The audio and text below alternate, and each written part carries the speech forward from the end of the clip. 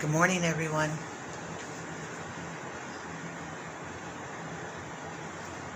I've still got a minute to go, so I'm just like hanging out, seeing if anybody shows up. Having a little sip of my new coffee here. And then a cute little cup. Just got that yesterday. It's got little polka dots on it. Makes me happy. Polka dots make me happy. Seems to be my thing. My mother's in the background. She's waving at me. I usually do this alone when nobody's around, but it is got a lovely rainy day out today. Mother Earth is watering her babies, and that's always nice. So it's always nice to have a nice drizzly morning, and I tried to be outside, and I kept getting little splatters on me, and not that I minded it, but then I looked at the radar and I saw that there was a gust coming through, and I was like, probably not a good thing to be doing this with this morning. Oh goody. That's the lovely things to happen when you're inside the house and you have many people going on. Anyway, so today on Happy Life, Happy Soul, we're talking about being happy and trying to stay in that happy place a majority of your time. And if anybody ever gets to know me, knows me a little bit, they know that that's pretty much where I like to stay. I like to be in my happy bubble. And it's not always easy. But so usually when I start off my show, I like to either do a little poem or prayer or something like that. And I'm trying to remember where I found this at, but I did find it, and that's all that's important. So it says, "Today I open my eyes to a brilliant new day of light and love. I focus on my highest good in everything I do. I will maintain peace and harmony within my inner being and not allow outside circumstances to disturb my happiness. I honor my sacred life, and I am grateful for all that I have." So last week we talked about being grateful for the things that we have in our life, and even when it's sad, we have to remember what we're grateful for. What did we get out of that? And so I did some research. I kept doing different things on how to. I was pretty excited about doing this because being happy most of the time, trying to stay in that joyful place, is where I live. And I was going through YouTube, looking at different things, and I came across Abraham Hicks, who, if you don't know, her name isn't Abraham. The person who comes through her is Abraham, and I don't believe it's one person. I believe it's many. And she got to that place where she was able to channel these people through months of meditation, and just one day she started hearing them speak to her, and she's got a lot of great knowledge to share on manifestation, trying to be joyful, trying to keep peace in your life. And so she said something that says, holding on to a good feeling for 17 seconds when you wake up. And usually when you wake up, your mind is full of jumbly things, and but I found that by trying to do this, I can get up quicker, and I have a quicker mindset to get up and just start moving. And sure enough, I find that, I feel good if I go to the gym. So I jumped up this morning. I was probably awake for about 15-20 seconds, and it came to me, I'm going to go to the gym, and I got lots of things to do today, but I'm going to hit the gym first thing. And I got up and I got dressed and I went, and that made me feel good. So I was in a feel good state, and I continue to feel that way. And I was thinking on my way home, I was like, well, I'm going to be talking about this today. So how can people get to that state so quickly in the morning?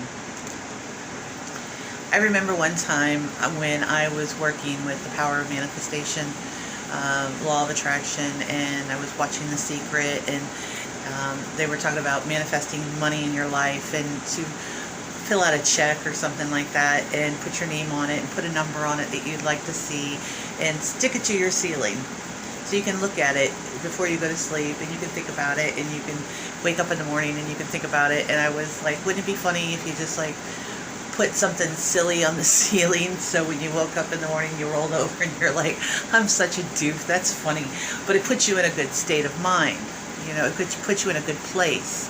And I was thinking, if you put something silly beside your bed, something that you could just giggle at for a moment, it's going to put you in a good place right away. And that's what you want to carry to the bathroom when you're doing all your morning stuff. You know, start thinking of the good things in your life. Start thinking about things that you can be grateful for, or that you already are grateful for. And sometimes that can be difficult. So the other day, I think it was Monday, I was in this good state for a while, and I'm all excited just about life in general, and I'm trying to maintain that happiness, you know, bring the good vibration in. And because that was one of the things that Abraham was talking about, is trying to maintain that happy place. If you want good things, don't automatically think, well, I can never have it, because then you're shooing off that good vibration. You're not being positive about it. And unfortunately, Monday, my boys called me and they told me that their kitty Cosmo was very sick, and he was back in the emergency room. And Cosmo's only 3 years old. We've raised him since he was a baby, and he was my son Warren's kitty. And he went to live with my other son, who had another kitty, and they were all friends, and they kept arguing over whose kitty was whose. And you know, and unfortunately Cosmo got so sick that they took him to the emergency room, and they said, well, even to figure out what's wrong with him, it's going to be $3,000. And my boys don't have that kind of money. I don't have that right now, although I like to live in abundance and say I do. Because I will, I swear. And they said there's only two options. It's either try to figure out what it is, and even that may not tell us, and we may have to do more, or euthanize. And of course my boys are devastated. They keep calling me, and I don't know what to do for them. And it was so sad that my boys had to make that decision to put Cosmo to rest. Made us very sad, my husband and I, and the family. I mean, Cosmo's, you know, our fur babies are part of the family. And my husband said it once so great, that why is an animal that's so loving and so sweet and so loyal to us get such a short amount of time with us in this life, and then we have all these nincompoops out in the world that just keep going. You know, it's like, it's so sad, and it's true, you know. And so we were sad all day, and I was like, man, I've been in such a good place, and now I'm sad. But I had to allow myself that. We are allowed to be sad, but it's where we go from that helps us. So we felt the grief for the passing. And later on that day, I was like, you know what, I'm going to make me some cookies. I'm going to make some cookies for the family. It makes me happy to go in there and start baking. And I ended up making 2 batches, chocolate chip cookies and oatmeal raisin cookies, because my mother, she's not a big chocolate fan. She wanted oatmeal raisin. So there I am with 2 big things of cookies. And then I decide that I'm going to put on a feel-good movie. And I go on to Disney, and there's a show called Godmothered or something, like Fairy Godmothered, and it's about a fairy godmother, and they're no longer working because people don't believe in them, and then one decides to go rogue and try to help somebody. And it was funny, and my husband sits down and he's like, ooh, manly movie, like it's a John Wick. And it made me smile, and I said, I need this right now. And he understood, and he sat there and watched it with me. Funny thing is, when I talk about the show that I was doing today and the sad feelings that I was feeling, and how it's, you know, trying to be joyous all the time. Good morning, whoever is on there watching. Hello. So it was about a young woman who didn't know how to be happy anymore. She was so stressed. She was just could not find the joy in life anymore. And this fairy godmother, she's just like trying her best to figure out how to make this woman feel happy again. and she's blooping everything up because she was, hi, Kimberly. She was just not finding her joy anymore, and the fairy godmother was just doing all these pooped up things on accident, really, but it was funny. And the woman eventually found a way to be happy again. And one of the things that the fairy godmother said to her was, you know, you need to take some time and go do something that makes you feel good. You know, go get your hair done, go buy something, just something for yourself to make yourself feel happy. And that's true. Sometimes when we're in that place, we have to find something to bring us out of it, to just help ease it. And mine was baking cookies and watching a funny movie. That's what brought me joy, and it was easier to rest that night. You know, we said our goodbyes to the kitty cat and know that he's in a healthier, happier place. And so that was that. So you see this little gnome behind me? This is something that, just putting it out there. Every time I walk into that room, I'm going to see this little guy, and it's going to make me smile, and that's going to help uplift me. It's going to help raise my vibration. And as I walk past him, I'm still feeling that joy. The next person who comes up to me, my mother, my husband, they're going to see me smiling. They're going to put a smile on their face. And again, that's that. I talked about it the first time, and the second time is when we raise our vibration, when we have that joy in our heart and we have it on our face, we share that with others, and it puts them in a happier place.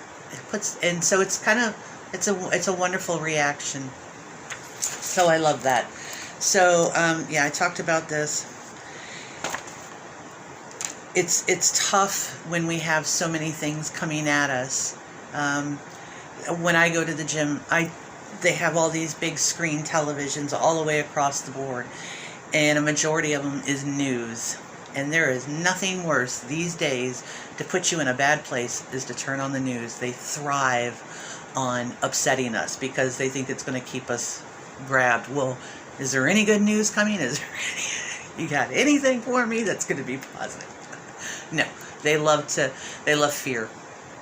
It feeds their ratings. And so I do my best to put something on my little phone here, and don't look up, because you're going to see something that's going to disturb you, and that's going to take you away from your good place. So I say avoid the news at all costs, because it's no good. It's not going to put you in a positive place.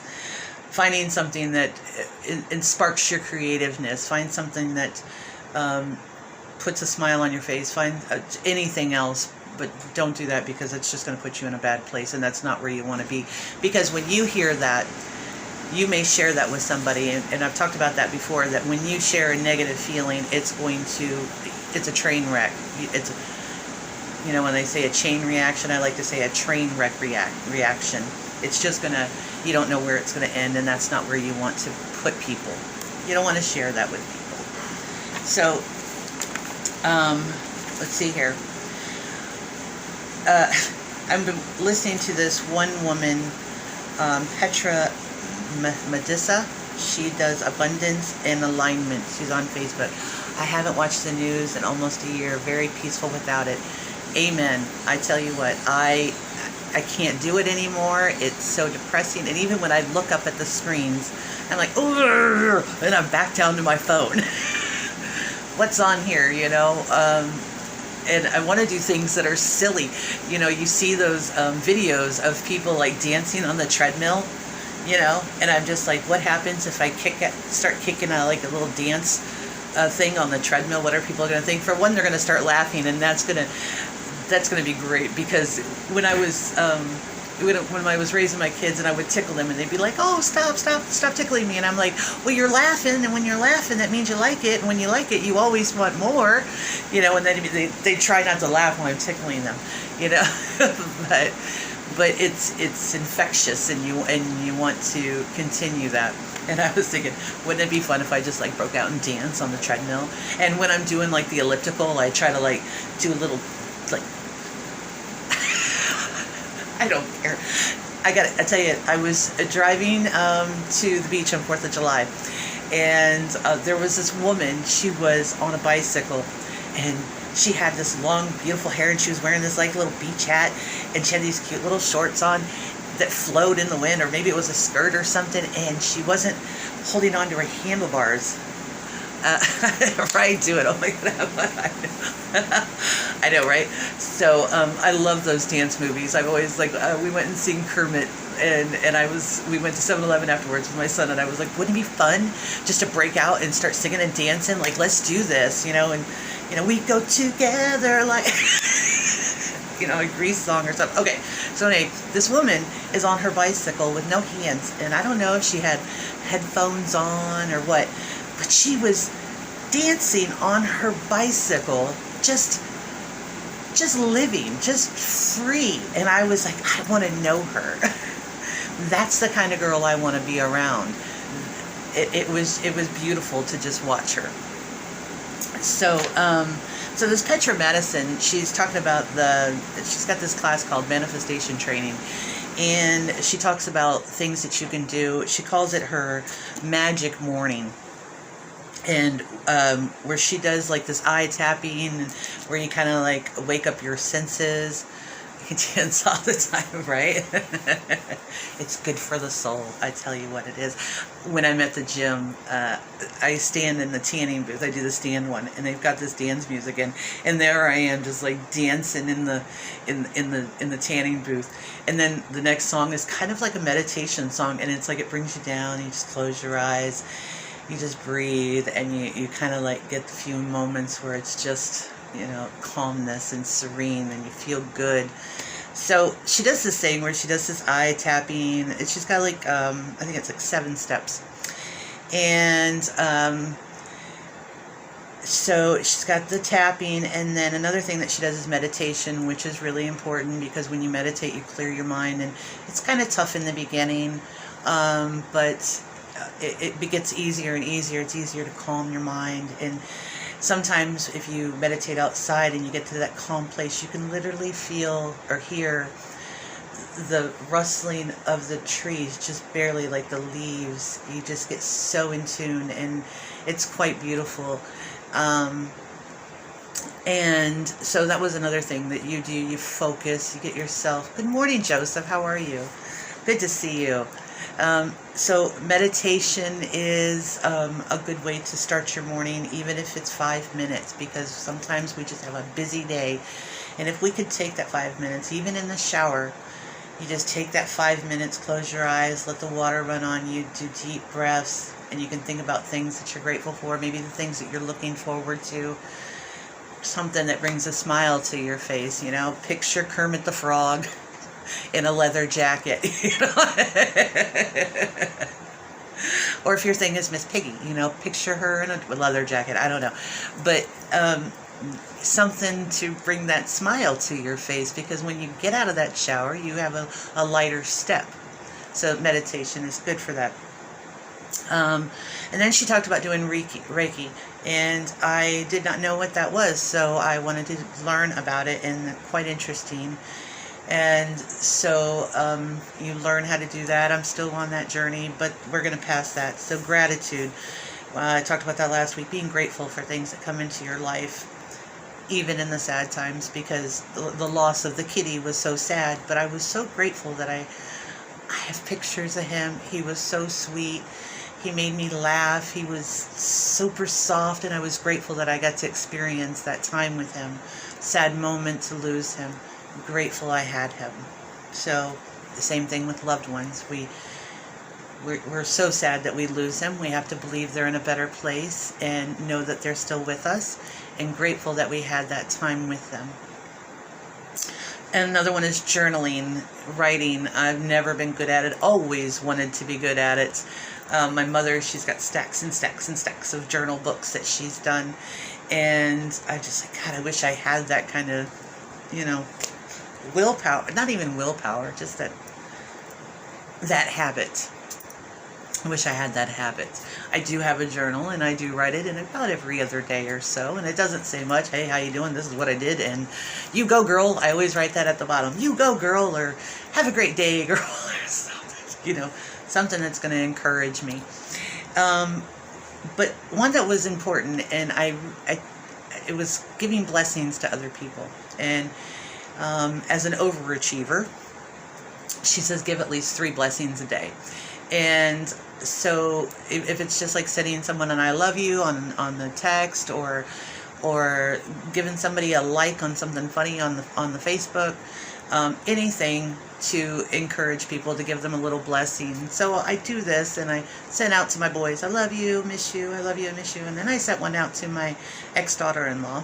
I don't even like to call her ex because she's still super special to me.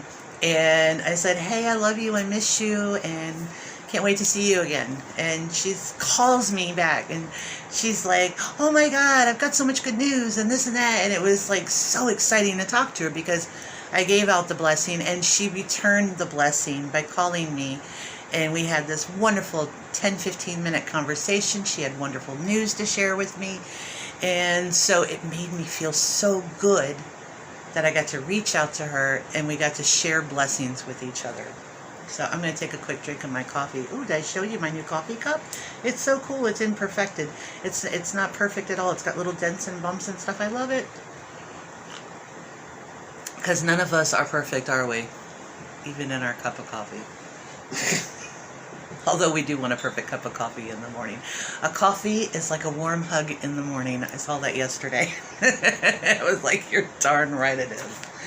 So the blessings is something that could help us create that joy. You know, if we're just sharing an I love you with somebody, it makes them feel good. It makes them feel loved, and they'll return that, or share it with somebody else. They just got an I love you from somebody, or I miss you, and now they're like, hey kid, I love you too. You know, maybe to their daughter or their son or their puppy, they go up and just know I love you too. You know, when you create the joy within yourself and you share that with others, the amount of love and vibration is just gonna blossom, and that's where we want to live. We have our hard days, but it's what we do, what we learn, what we take from it, and we can spread that joy. Prayer. It all depends on who you talk to. You can talk to God. You can talk to the universe. You can talk to whoever. I had a friend, she lived in happiness. She's still my friend.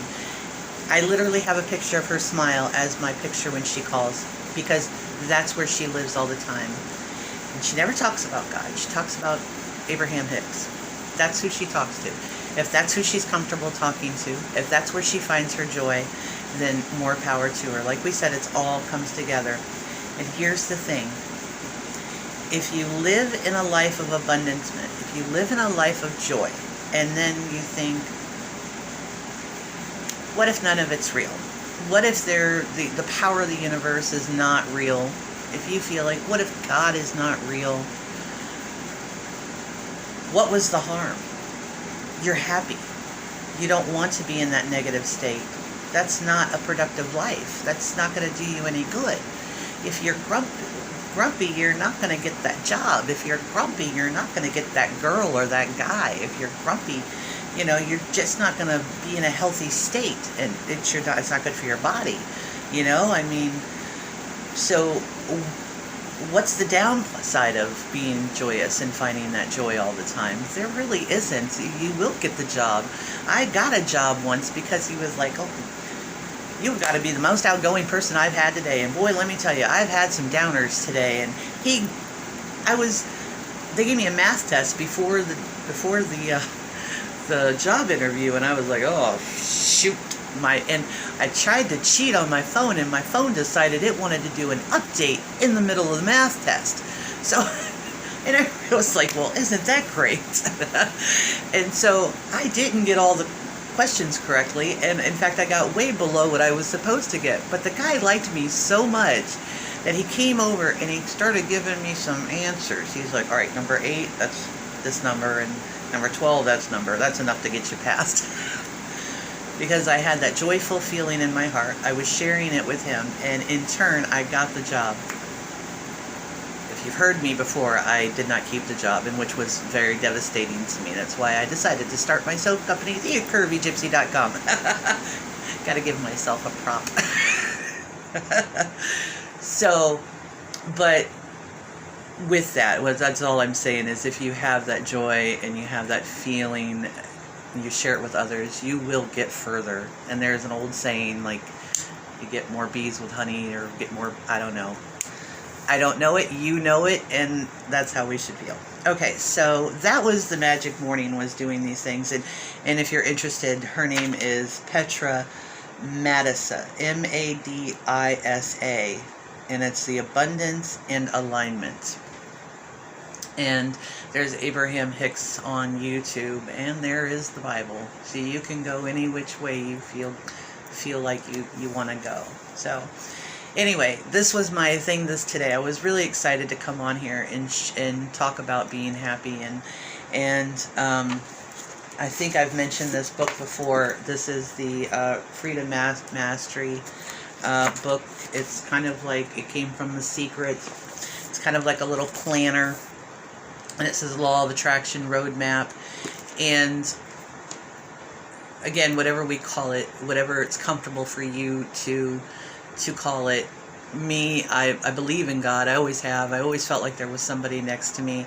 There was never not an option for me not to have God in my life. I always felt like there was somebody with me.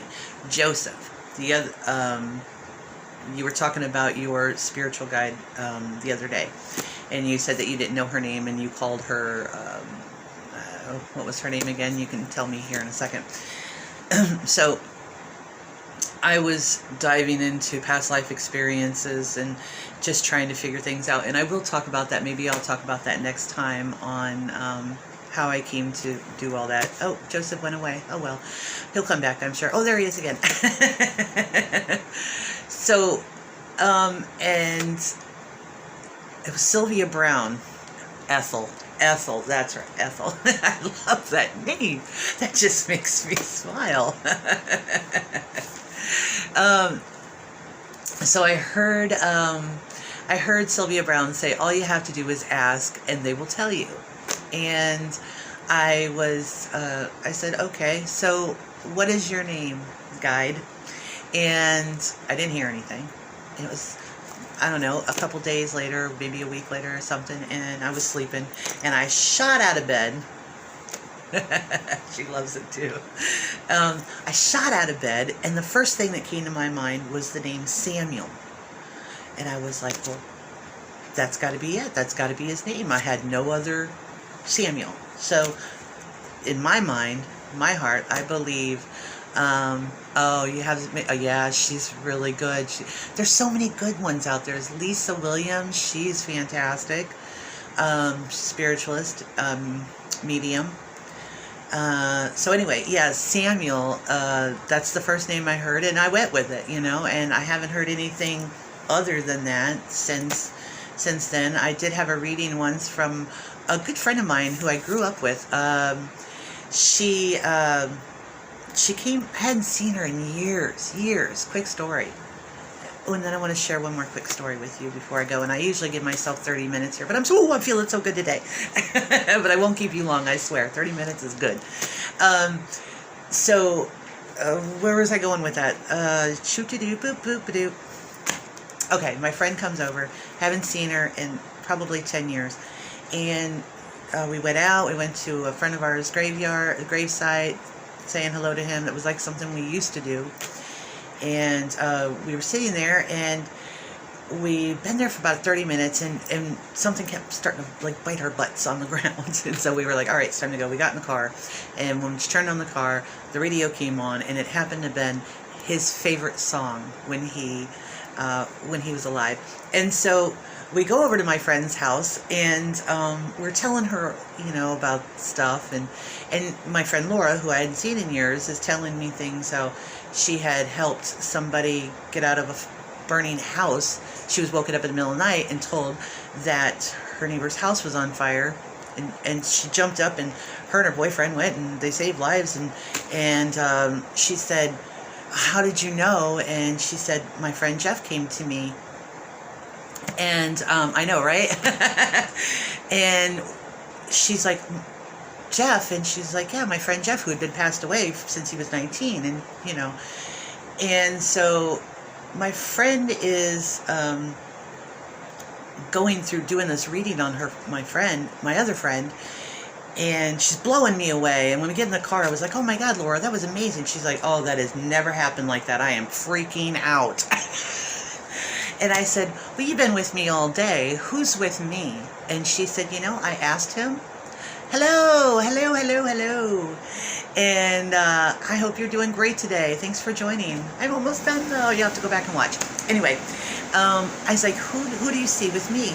And she said, I've been asking him all day. And he said, don't worry about it. She'll find me on her own. And I always thought that was pretty cool. And sure enough, I did. I've always known there was somebody with me. And again, I'll talk about that next week. Well, I'll talk about the past life regression dream that I had, and then and about Samuel and stuff. I don't have a lot of personal experiences with it because it's just, I guess I'm not ready yet. I wanted to tell you a quick story, so I'm going to tell you two really quick. One, I'll start with the not ready yet. I used to meditate, and my bathroom was like the quiet place because I was raising boys. And I always say that if you've got kids and you want some quiet time, go in the bathroom, shut the door, light a candle, turn on the shower, turn off the light, and just have your moment. And so I was in there, and I was listening to John Edwards a lot, and he suggested this. And so I said to my guides, I was like, I think I'm ready. I think I'm ready to experience something. I think I'm ready. And I got up and I walked out of my bathroom, and as I'm walking to my bathroom, I see my oldest son laying on the couch, and he looks like he's dead to the world. He is like out like a light.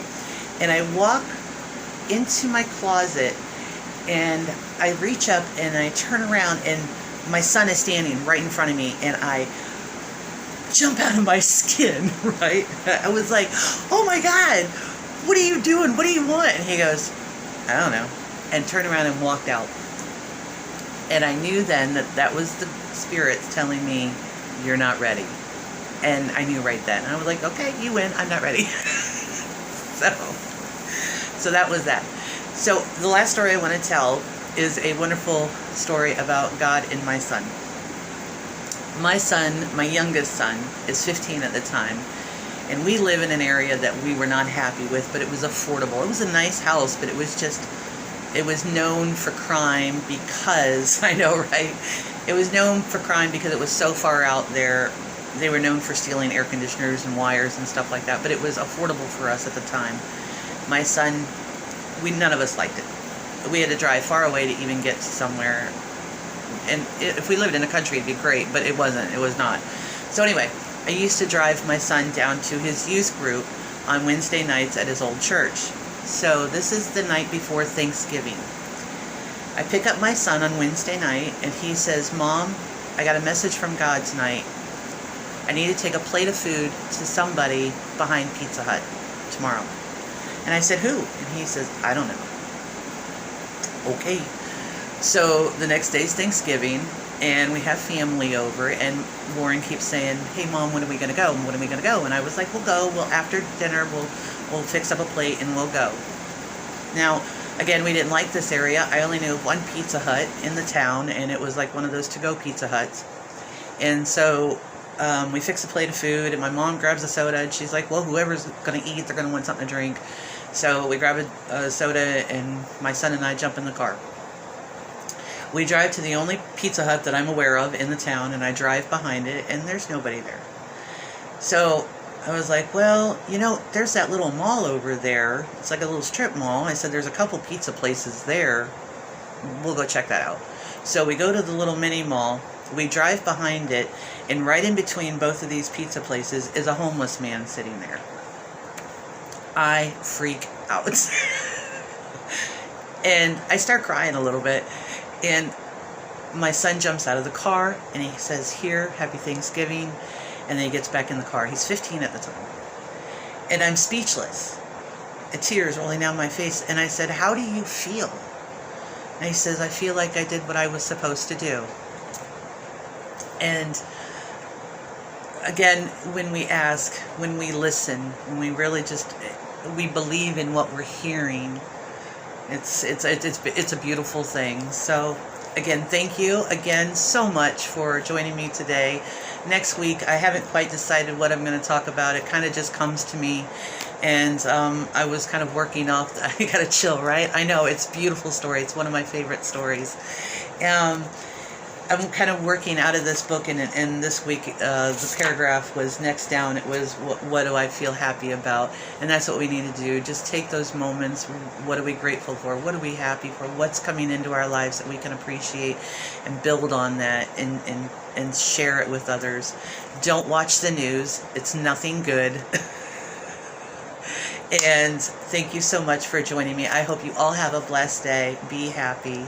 Goodbye.